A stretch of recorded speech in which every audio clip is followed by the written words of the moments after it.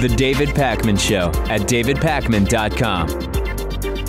Welcome to the bonus show. A lot of changes happening at David Pakman Show Studios, one of which is this TV behind me, if you're watching, is now way bigger than the other one. And we can actually show, if you cut to camera 3, Pat, the old TV that used to be behind me is that one over there that has nothing on it right now. And then this is a much bigger TV behind me. These other two TVs dwarf in comparison to this new one behind They you. are dwarfed. Yeah. Right. You know what I've realized? If I don't correct everything, we get hate mail. Really? And so we have to instantly, anytime I notice anything that isn't exactly right linguistically, if I don't correct it, we both get slammed. What did I say? Is dwarfed? That the two other TVs dwarf. Oh, but okay. they are dwarfed by Really? the big TV. Well, It's so crazy. it goes. I know. Listen, I didn't come up with it with any of this stuff. So what we do want to mention is we have a sort of a behind the scenes archived live stream on YouTube, which we did earlier today, just sort of showing what goes on behind the scenes during the preparation for the show. And you can see Pat doing his work, getting ready and loading our graphics and clips and all of this stuff into our broadcast system. And I think it's the type of thing I think people would enjoy because people have been asking for it. They've been demanding a studio tour for quite some time now. Yeah. And I think this was the time to do it because we're in sort of a transition with the studio setup. Right. So now they get to see the boxes on the floor. They get to see the new TV setup, which make the other two TVs become dwarfed in comparison. Exactly. That's exactly. You're spot on with that assessment. And so, yeah, check it out. It's on YouTube. It's called something like Live Behind the Scenes Studio Tour, something like that. Anyway, it's on our channel. Okay, a few interesting stories to talk about. Number one, some high school journalists started investigating the credentials of their school's new principal, and it led to her resignation just days later. This is a group of kids from the student newspaper called the Booster Redux at Pittsburgh High School in southeastern Kansas, not Pittsburgh, Pennsylvania. And they got together to talk about Amy Robertson, who was hired to be the school's new principal last month on March, basically a month ago today, March 6th. And the students started researching Robertson, and they found that there were some discrepancies in terms of her education credentials. For example, they looked up the private university where Robertson claimed to have received her master's and doctorate degrees, and the website didn't work. They dug further. They found no evidence that it was an accredited university. Things started to not quite add up, as one of the students told the Washington Post. So they launched a weeks-long student investigation, which led to an article being published questioning the legitimacy of her degrees, as well as her work history as an educational consultant, and Robertson resigned earlier this week. These are investigative journalists poised for doing some really great work if we still funded investigative journalism, which at least corporate media basically doesn't do anymore. And I'm sure this probably started out as a lighthearted story. There's a new principal in the school. Right. They want to get to know them and tell the students all about her history and her past credentials and how she got to this role. But, you know, this is something that whoever hired her should have found pretty easily, the superintendent. Yes. They should have just done a quick Google search and found that this school isn't actually a school. There's been many similar stories with, we've heard of pilots getting hired at big airlines by having faked their earlier work and pilot's licenses and whatever, which is really, really scary. We've heard about different professors who claim to have PhDs and didn't, and this is yet another person on the list of somebody who forged their credentials. And this is, not only did we learn about the lies in the new principal, now former principal's background, but it also revealed that the school called Cortland's appears to be sort of it's an unaccredited diploma mill where you can almost kind of like buy a degree. And we've heard about diploma mills before. And so there's just so many angles to this story. And congratulations to the kids that ran this investigation. Yeah, that must have been quite the scandal, especially because it seems like they waited and just kept investigating until they actually published the story. Right. While she was still at the helm. Yep. So that must have been a bad day for the principal. Yes, I can't imagine that this was the best moment of her sort of bogus career in education. But needless to say, great job by the kids in Pittsburgh, at Pittsburgh High School in Kansas.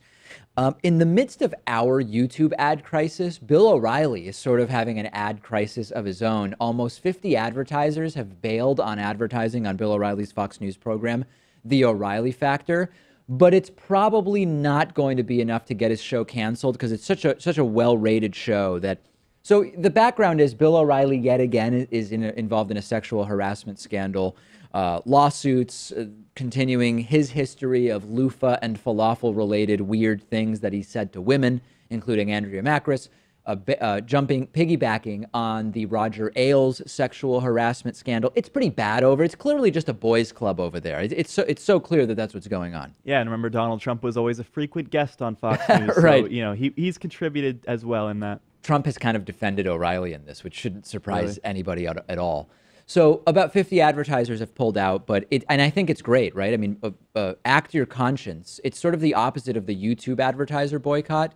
Well, in a number of ways. We don't have to jump in exactly to that right now, but it's not going to be enough to cancel the show because it's such a well-rated program that even if they start losing advertisers at whatever their normal rates would be, then they can just drop the rates a little bit and it'll become affordable for even more advertisers. And you're going to find advertisers that don't care about the sexual harassment allegations. It's not going to end O'Reilly's show. Right, because Bill O'Reilly's show is a primetime spot on Fox News, and I think for a long time it's been the highest-rated cable news show. Yeah. So, yeah, he may not be able to appeal to Mercedes-Benz anymore and these big names, but he could find these fringy type of advertisers who are already associated with right-wing news. Yeah, oh, absolutely. And also you're going to get the backlash advertisers where, remember what happened with Chick-fil-A?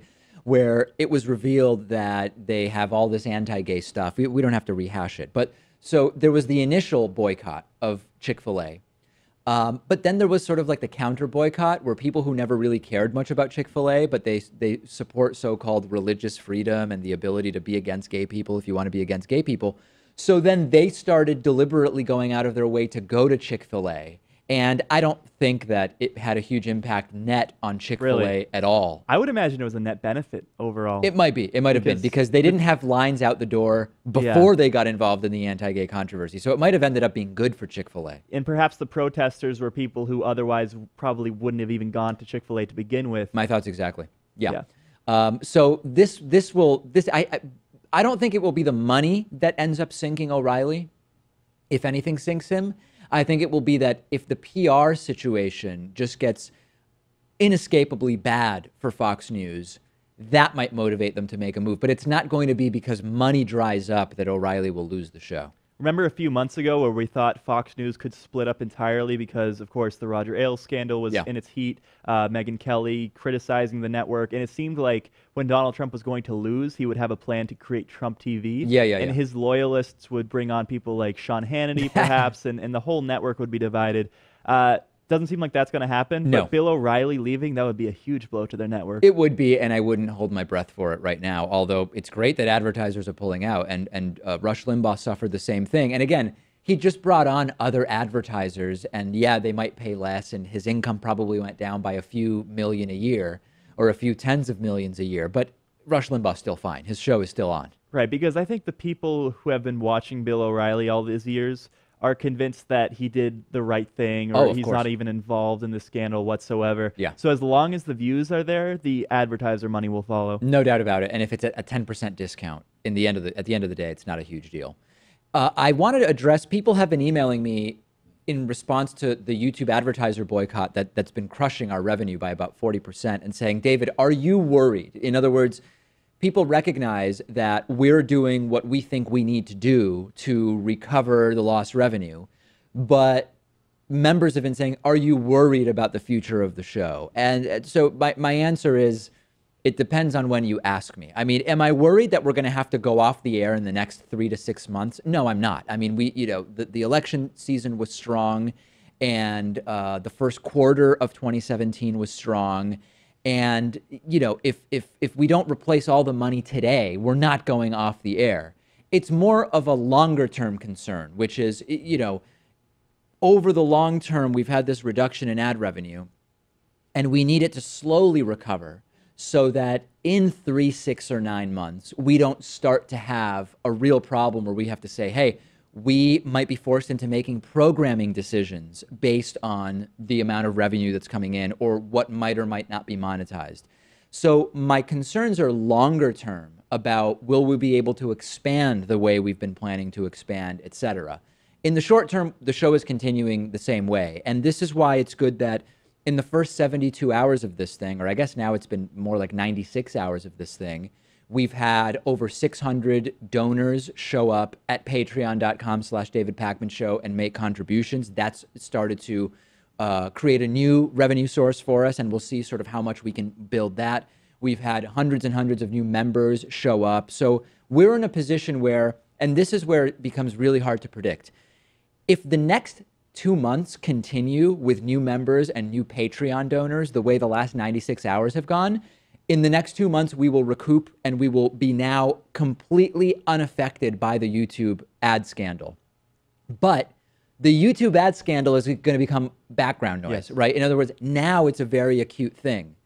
But the audience is not going to indefinitely react in the way that they've been reacting to the YouTube ad scandal. It'll keep affecting us if it lasts 3 months, but people aren't going to be mobilized in this way for 3 months. That's why it's so key that we make up as much of it as we can right now. So am I worried about tomorrow? I'm not worried about tomorrow. Am I worried about, well, what's going to happen in the next 3 to 6 months? Yeah, we need to replace the revenue in the next 3 to 6 months. And we're lucky that we have an audience that's both big enough and dedicated enough to support us in this time of crisis. There's a lot of YouTube channels out there. Maybe they have 100,000 subscribers or so, and they were banking on just their YouTube ad revenue. They could be in a much tougher position in the next few months because they don't have the audience support there to make up their lost income. It's basically two factors that, if we are indeed able to recoup that lost revenue, that will allow us to be unaffected in terms of programming. One is that some YouTube channels have no other revenue sources. They might have maybe some Amazon affiliate revenue, but they basically are 90 to 95% funded by the YouTube channel. And they never thought they would need anything else. Absolutely. Whether that was naive or not, you know, Kyle Kolinsky over at Secular Talk has said, hey, I was naive. I thought the money would just keep rolling in, and it didn't, and he's very, very reliant on the YouTube revenue. So one advantage we have is that the YouTube revenue was, depending on the month, on average, 42% of our revenue. If it was a really good YouTube month, 55% of our revenue. But we do have other stuff so that we're not down to nothing immediately.